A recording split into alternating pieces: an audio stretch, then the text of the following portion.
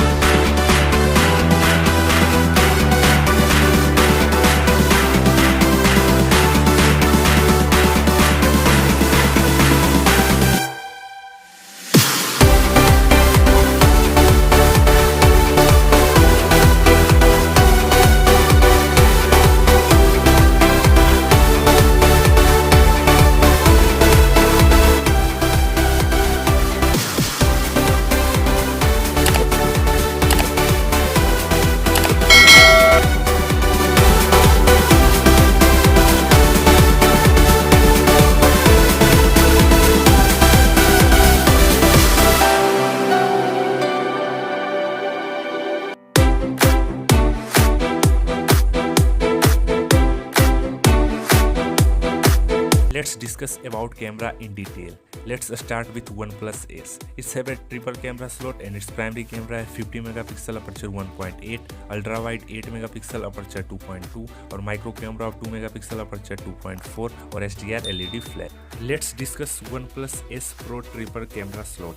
And its primary camera come with 50 megapixel aperture 1.8, ultra wide 8 megapixel aperture 2.2 और depth camera of 2 megapixel aperture 2.4 और HDR LED flash.